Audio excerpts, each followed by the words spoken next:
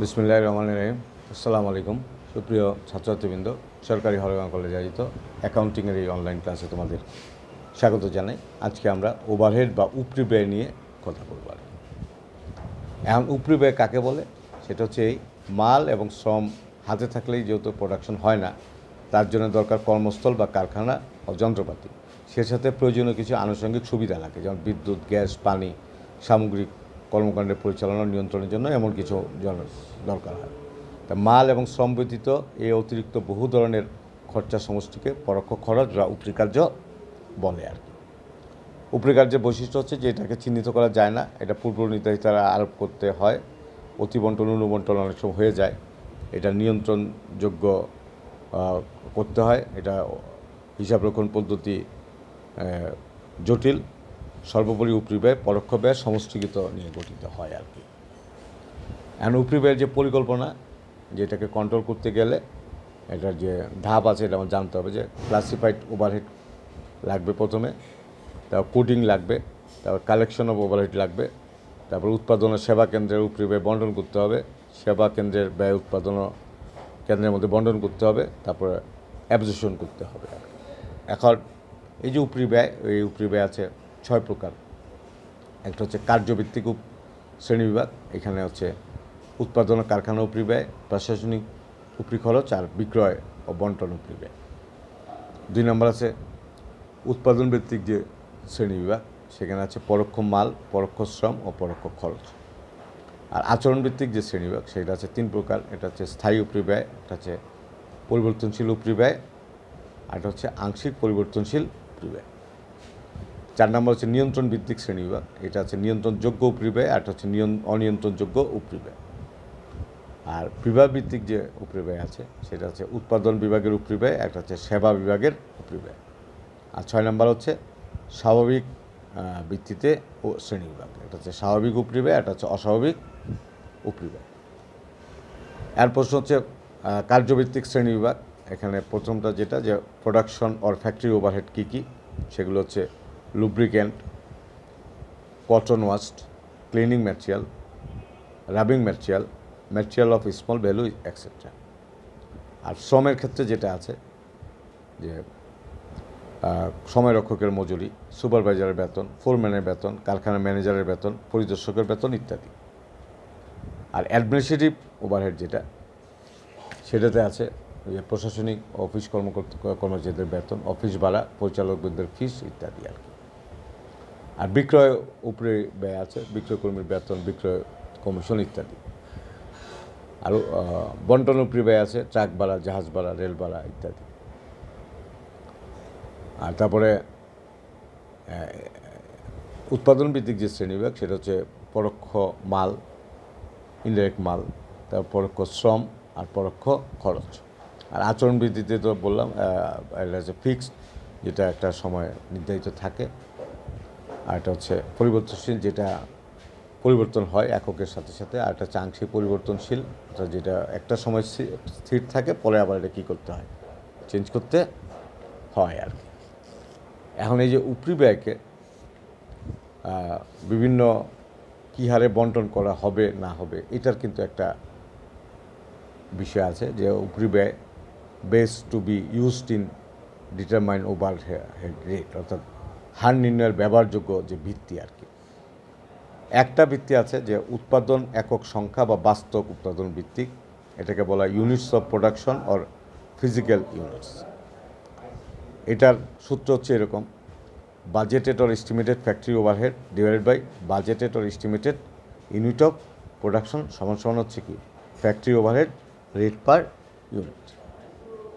এই পদ্ধতি দিয়ে, বাস্তব উৎপাদন দিয়ে কিন্তু কী করা যায়, এটা বন্টন করা যায়।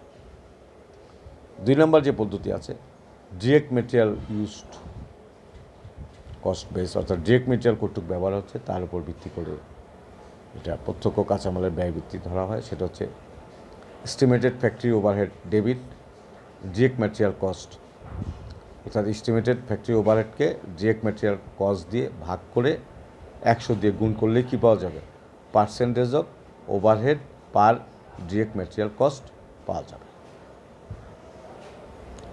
3 নম্বর যেটা হচ্ছে ডিরেক্ট লেবার কস্ট বেস, সেটা হচ্ছে আগেরটা ছিল যেমন ম্যাটেরিয়াল বেস, এটা হচ্ছে লেবার বেস। তাহলে এটা কি হবে? Budgeted factory overhead divide by estimated direct labour cost into 100, তাহলে কী পাওয়া যাবে? Percentage of direct labour cost. তাহলে এই গেল 3টা পদ্ধতি। 4 নাম্বার হচ্ছে প্রত্যক্ষ শ্রম ঘন্টা ভিত্তিক, সেটা হচ্ছে direct labour hour base. Labour আওয়ারকে নিয়ে করতে হবে, সেটা হচ্ছে budgeted factory overhead divide by budgeted direct labour hour, তাইলেই কিন্তু এটা পাওয়া যাবে। আর এটা হচ্ছে মেশিন আওয়ার রেট বেসিস, সেটা হচ্ছে budgeted factory overhead divide by budgeted machine hour. তাহলে এই যে 5টা পদ্ধতি, এই 5টা পদ্ধতি দিয়ে কি করা যায়? উপরি ব্যয়কে বন্টনের একটা ভিত্তি পাওয়া যেতে পারে আর কি। এখন উপরি ব্যয় হিসাবের জন্য আমাদের যে দলিলগুলো আমরা পাই সেটা হচ্ছে purchase requisition, purchase invoice, material requisition note, labour time ticket আর জার্নাল ভাউচার আমাদের করতে হয় আর কি। এখন এই কারখানা উপরি ব্যয়ের কৌশল হিসাবে যে ধাপগুলো আমাদের করতে হবে, 4টা ধাপ আছে। প্রথম ধাপে আমার ব্যবহারযোগ্য কার্যসীমা নির্বাচন বা activity level to be used, অর্থাৎ স্বাভাবিক ক্ষমতা নাকি প্রত্যাশিত বাস্তব ক্ষমতার ভিত্তিতে উৎপাদন বা ঘন্টা, সেটা কোন পদ্ধতি এটা নির্বাচন করতে হবে। তারপরে নির্বাচিত কার্যসীমার ভিত্তিতে প্রতিটি আলাদা আলাদা খরচের উপর প্রাক্কলন করতে হবে। তারপরে ভিত্তি নির্বাচন, অর্থাৎ মোট প্রাক্কলিত উপরি ব্যয়কে কারণ ফলাফল সম্পৃক্ত কোনো ভিত্তিটি গ্রহণ করেছে সেটা নির্বাচন করতে হবে। আর প্রাক্কলিত উপরি ব্যয়কে ভিত্তি দ্বারা ভাগ করে একক প্রতি উপরি ব্যয় নির্ধারণ করতে হবে।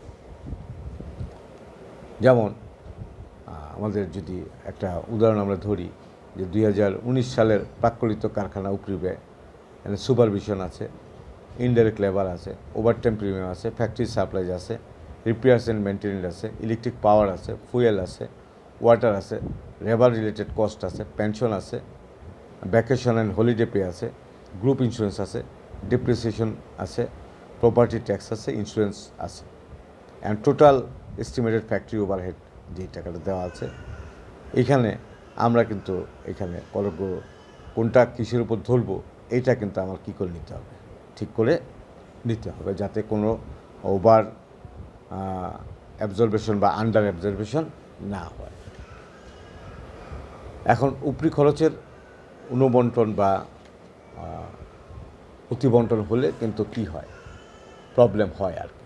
তো এখন তোমার এখানে আমরা যে অ্যাবজর্পশন অফ ওভারহেড, অর্থাৎ উপরি খরচের গ্রসনটা কিভাবে হবে তার জন্য যে ফর্মুলাগুলো ব্যবহার করব সেটা আমরা কিন্তু একসাথে করে দিচ্ছি। সেটা হচ্ছে এটার জন্য আছে 9টা, আর অফিস ও প্রশাসনিক উপরি খরচের আদায়ের জন্য আছে 2টা, আর বিক্রয়ের জন্য আছে 3টা। এই টোটাল 14টা রুল জানলে আমরা কি করতে পারবো, এই কাজগুলো করতে পারবো। যেমন আমরা ম্যাটেরিয়াল কস্ট রেট, 1 নাম্বার হচ্ছে ইস্যু, এটার সাথে ওভারহেডের রেট, এটা যদি আমি জানতে চাই তাহলে আমার লাগবে ফ্যাক্টরি ওভারহেডকে আমি ম্যাটেরিয়াল কস্ট দিয়ে কী করব, ভাগ করব ইন্টু 100। তাহলে প্রথমটা হচ্ছে আমার ম্যাটেরিয়াল কস্ট রেশিওর সাথে ওভারহেড রেটের রেশিও, আর 2 নম্বর হচ্ছে লেবার কস্ট রেটের সাথে ওভারহেড রেটের যদি আমি রেশিও করতে চাই তাহলে ফ্যাক্টরি ওভারহেডকে আমি লেবার কস্ট দিয়ে ভাগ করব, 100 দিয়ে আমি কী করব, গুণ করব। 3 নম্বর হচ্ছে প্রাইম কস্ট রেটকে যদি আমি ওভারহেডের রেটের রেশিও জানতে চাই তাহলে ফ্যাক্টরি ওভারহেডকে আমি প্রাইম কস্ট দিয়ে ভাগ করব ইন্টু 100 দিব। আর লেবার আওয়ার রেটকে ওভারহেডের রেটের রেশিও করতে চাইলে factory overhead divide by labour hours এটুকুলে হবে। আর মেশিন আওয়ারকে চাইলে factory overhead divide by machine hour, আর ইনপুট রেট চাইলে factory overhead divide by input in unit, output চাইলে factory overhead divide by output in unit, আর ডুয়াল আওয়ার রেটের রেশিও চাইলে সেটা হচ্ছে labour hour rate plus machine hour rate divide by 2।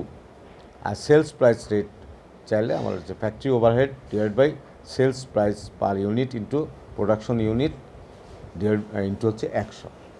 তাহলে অর্থাৎ আমার ফ্যাক্টরি ওভারহেডকে এই 2টা দিয়ে গুণ করে আমার 100 দিয়ে গুণ করতে হবে। আর অফিস ও অ্যাডমিনিস্ট্রেটিভ উপরি খরচ, সেটার জন্য হবে on the basis of work cost ratio overhead rate সমান office and administrative overhead divide by works or factory cost into হচ্ছে 100 on the basis of output or overhead rate যদি হয় সেটা office and administrative overhead divide by production in unit. আর এই ব্যাপারটা যদি এমন হয় যে বিক্রয় ও বন্টন উপরি খরচের জন্য স্বাভাবিক যেটা হয় সেটা on the basis of work cost is to overhead rate সমান selling and distribution overhead divide by works or factory cost into 100।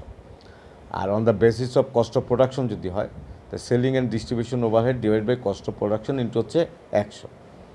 আর on the basis of sales unit যদি হয় তাহলে selling and distribution overhead divide by sales in unit. এই ছিল আজকের আলোচনা। এই রেশিওগুলো জানলে যে কোনো ওভারহেডকেই কী করা যাবে, বন্টন করা যাবে এবং এইখানে পার্সেন্টেজটা কিন্তু নিয়ে আসতে হবে যে কোন ওভারহেডটা কোন খাতে কতটুকু যাবে, সেটাই হচ্ছে এখানে গুরুত্বপূর্ণ। তাহলে সেক্ষেত্রে এই ফর্মুলাগুলো কী লাগবে, খুবই কাজে লাগবে। তো আজকের আলোচনা এই পর্যন্ত। সবাই ভালো থাকো। আসসালামু আলাইকুম।